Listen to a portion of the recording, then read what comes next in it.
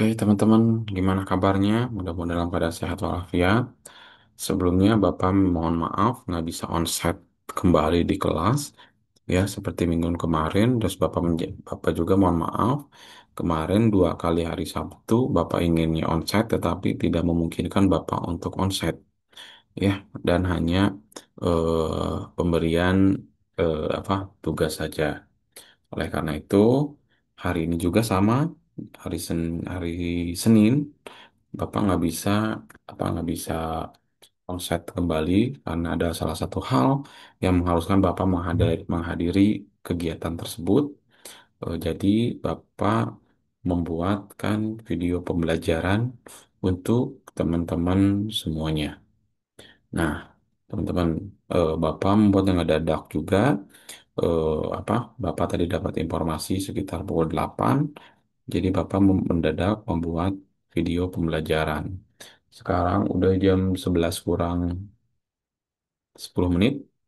Ya, tadi Bapak sudah membuat video juga tapi gagal karena eh, PPT-nya tidak bisa bergerak. Ya, tidak bisa berpindah dan tidak bisa diperbesar juga.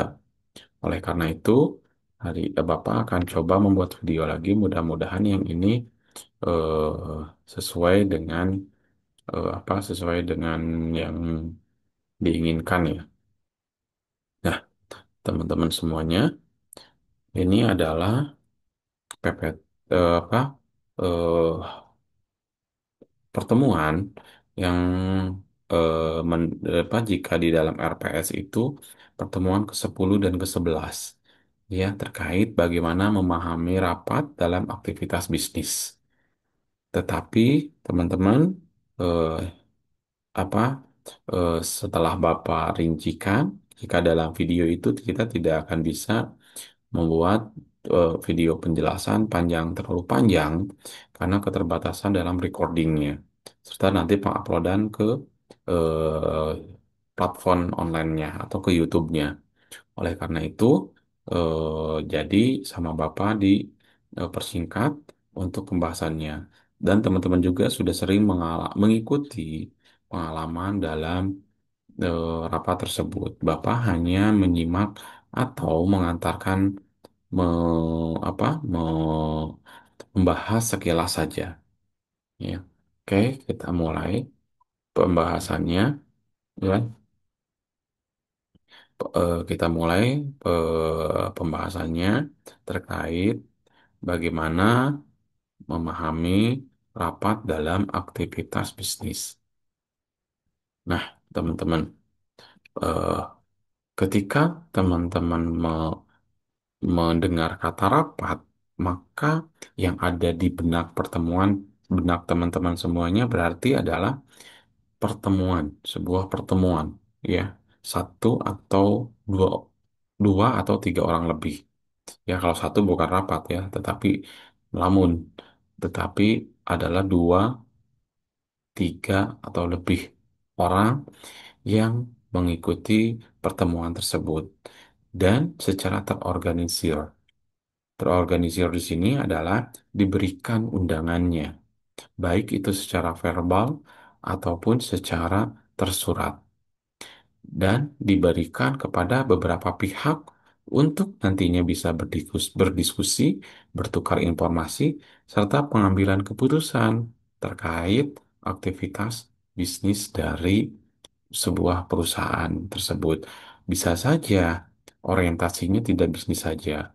Misalkan di kampus anggota HIMA ada rapat, dan itu bukan aktivitas bisnis, tetapi aktivitas organisasi.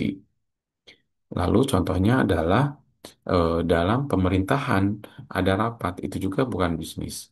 Ya, tetapi karena mata kuliah kita komunikasi bisnis, maka yang kita bahasnya adalah dari sektor bisnisnya. Penting tidak rapat? Iya, tergantung juga kebutuhan. Rapat menjadi media utama komunikasi secara formal dalam sebuah organisasi yang menghubungkan berbagai pihak untuk tercapai tujuan bersama.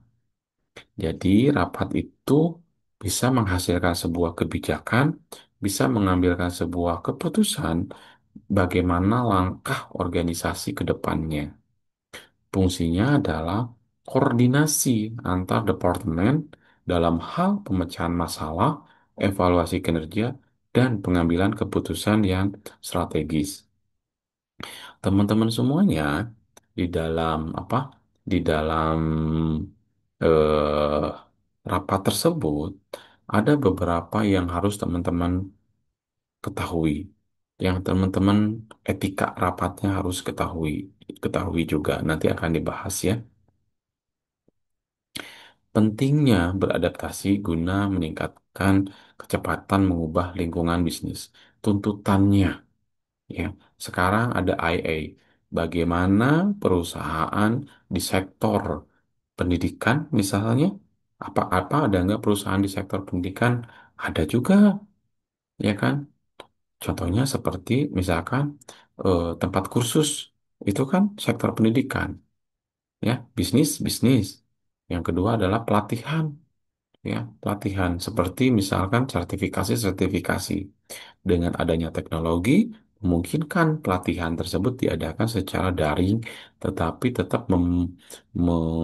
mempertahankan kualitas dan kualitasnya, ya, ketika sedang ujian sertifikasi tersebut.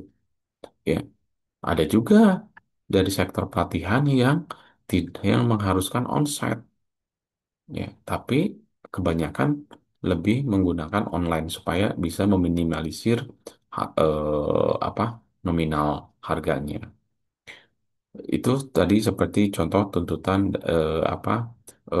tempat pelatihan di sektor pendidikan dengan adanya teknologi bisa melakukan pelatihan dari secara daring. Ya. Nah, itu kan sama sektor bisnis juga. Rapat memberikan kesempatan untuk berbagai informasi terbaru dan menyesuaikan strategi secara cepat.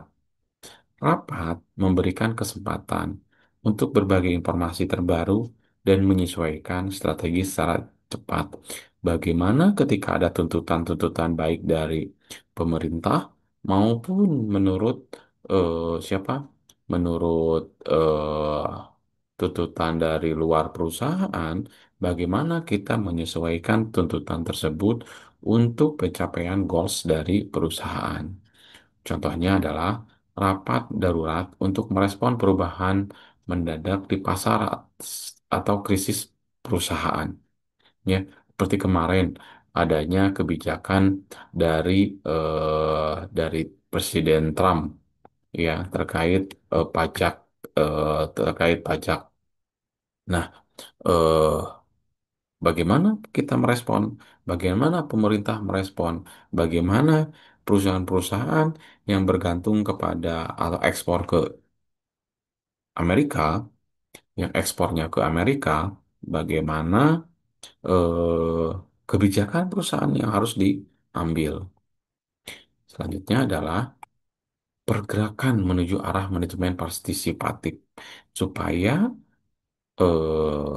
manajemen organisasi tersebut mendorong aktif ke semua anggota dalam proses pengambilan keputusan. Seperti contohnya, presiden itu tidak bisa memberikan keputusan se- apa, secara langsung. Ada yang harus secara langsung, tapi ada juga yang harus melibatkan beberapa kementerian untuk mempertimbangkan bagaimana ke depannya. Sehingga ketika mau mengambil keputusan, Presiden perlu mengundang beberapa menterinya. Bagaimana pandangan-pandangan ke depannya, serta para ahlinya. Rapat merupakan forum ideal untuk mengemukakan ide, saran, kritik secara terbuka. Ya, apapun konsepnya, di dalam rapat hasilnya harus berdasarkan kesepakatan mufakat dari semuanya. Manfaatnya adalah meningkatkan rasa memiliki organisasi tersebut, motivasi orang tersebut, inovasi orang-orang, karena semua suaranya didengar.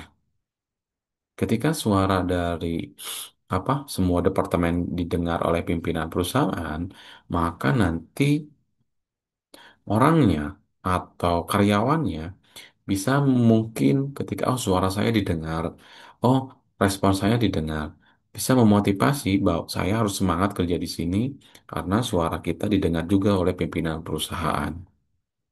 Macam-macam rapat, rapat rutin biasanya sebulan sekali, ya atau seminggu sekali, bahkan ada yang seminggu sekali, tergantung dari sebuah apa organisasinya. Rapat khusus ini terkait dari isu-isu nasional biasanya atau isu-isu strategis terkait dampaknya ke perusahaan tersebut. Ada rapat darurat, contohnya seperti kemarin di Sumedang adanya gempa, ya Bupati Sumedang atau Pak Doni misalkan langsung mengontak BPBD, PMI, dan misalkan daerah yang terdampak, camatnya mungkin diundang rapat terkait bagaimana keadaannya, apakah ada yang membutuhkan pertolongan secara cepat, membutuhkan pertolongan baik itu medis ataupun non medis, serta yang lain-lainnya. Tatap muka, virtual, internal, eksternal, formal. Ini mungkin sudah teman-teman ketahui konsep-konsep dari rapat ini, ya. Nah, dalam rapat pasti ada pengambilan keputusan, ya. Pengambilan keputusannya itu biasanya berdasarkan voting untuk bagaimana konsensus, bagaimana kesepakatan bersama, delegasi menyerahkan keputusan dari pihak tertentu berdasarkan keahlian. Misalkan, contohnya kita akan ada rapat di lingkungan kita, ya, dari misalnya di lingkungan kita untuk bagaimana eh, men, apa ada sebuah masalah, tetapi ada 5 orang yang nggak ikut. Nah, 5 orang ini biasanya saya ikut aja hasil dari rapatnya. Jadi menyerahkan keputusan tadi orang-orang yang datang. Di sini contoh kalau di perusahaan bagaimana memilih strategi pemasaran baru, penunjukan vendor, perubahan struktur organisasi. Rapat yang efektif, teman-teman. Rapat yang efektif adalah tujuannya jelas, agendanya terstruktur, waktunya tepat, adanya persiapan, fokus partisipasi, mengolah konflik, dan adanya evaluasi. Apa hasil rapat yang harus dievaluasi dan ditindaklanjuti agar keputusannya efektif. Ketika teman-teman mau menyelenggarakan rapat, harus ada perencanaannya, pelaksanaan, penutupan, dan yang terakhir, yang jarang ada adalah dokumentasi, membuat notulen rapatnya. Dan, nah ini yang tadi kata Bapak bahas, etika rapatnya. Ketika teman-teman ada mengikuti rapatnya, kita harus tepat waktu, siap dengan materi, menghormati pendapat yang lain. Dan teman-teman harus bisa mendengar apa kata orang lain. Janganlah sampai mereka sedang diskusi, kita malah asik memegang handphone. Ya, tapi kita juga harus mendengarkan karena nanti suara kita pengen juga didengar oleh orang lain. Ya, jadi kita saling menghargai ketika sedang rapat. Ketika teman-teman mau menyampaikan kontribusi teman-teman, maka sampaikan pendapat dengan jelas, relevan, dan ringkas. Jangan melebar kemana saja. Ya, jadilah pendengar yang aktif. Yang tadi kata Bapak, jangan sampai teman-teman apa hanya ingin didengar, ya, tapi harus mendengar juga. Bagaimana penyusunan notulennya atau notulennya, peta fungsinya sebagai dokumentasi resmi harus hasil rapat yang menjadikan acuan dan tindakan. Isinya ini ada waktunya kapan, tempat, peserta, agenda, ringkasan, pembahasan, keputusan, dan tindak lanjutnya. Tipsnya, gunakan bahasa singkat, jelas, objektif, pastikan distribusi ke seluruh peserta. Nah, teman-teman, sekarang di era teknologi ini, rapat juga sering diadakan melalui video conference, ya kan? Atau Google kolaborasi. Keuntungannya bisa memudahkan partisipasi, walaupun kita berbeda-beda tempat, tapi bisa kita rapat juga. Efisiensi anggaran, nggak perlu ada snack, nggak perlu ada minum, nggak perlu ada booking tempat, ya kan? Bisa di mana saja. Tapi tantangannya adalah keterbatasan interaksi nonverbal, gangguan teknis, perlu keterampilan digital, ya. Eh, apa? Jadi ketika jaringannya jelek, maka hasil rapat pun akan ada beberapa yang terganggu, ya. Solusinya adalah ini ketika keterampilan digital dari seseorang kurang ya. Harus adanya pelatihannya, bla bla blanya, tapi untuk era sekarang ini sudah sudah pada mengerti bagaimana penggunaan Zoom meeting seperti sekarang ya. Nah, dari eh, kedelapan slide tadi, kesimpulannya apa? Yang pertama adalah rapat adalah alat vital dalam koordinasi dan pengambilan keputusan bisnis. Yang kedua, efektivitas rapat ditentukan oleh persiapan, partisipasi, dan manajemen waktu yang baik. Adanya teknologi bisa meningkatkan kualitas rapat di era digital ini. Dan bagaimana rekan-rekan semua harus menguasai keterampilan penyelenggaraan rapat dan berpartisipasi dalam rapat yang profesional. Yaitu kesimpulannya. Nah, jadi ketika teman-teman disuruh oleh pimpinan membuat rapat, maka teman-teman harus bisa bagaimana perencanaannya, bagaimana pelaksanaannya, bagaimana evaluasinya.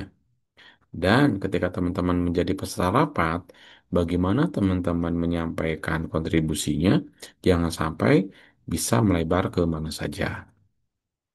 Oke, teman-teman, mungkin itu pembahasan yang apa? Yang bab rapat dalam aktivitas bisnis.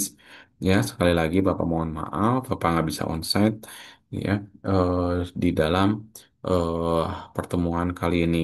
Dari beberapa pertemuan ini, Bapak juga sudah izin ke pimpinan bahwa Bapak akan ada online-nya.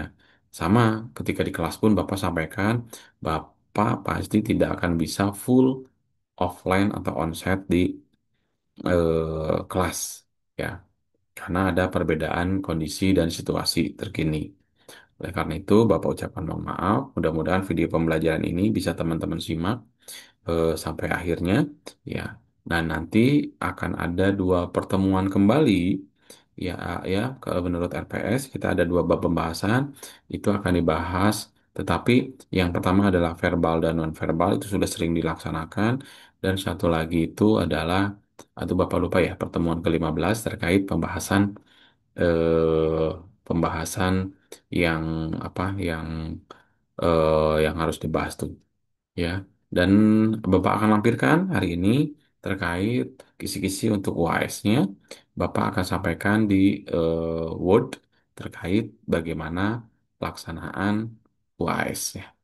Ya, seperti yang sudah Bapak jelaskan sebelumnya di kelas bagaimana UAS-nya nanti. Ya. Oke, teman-teman, terima kasih. Eh, apa? Teman-teman sudah menyimak video ini. Ya, Bapak juga mohon maaf mendadak membuat video, jadi kualitasnya masih kurang maksimal. Ya, terima kasih. Assalamualaikum warahmatullahi wabarakatuh.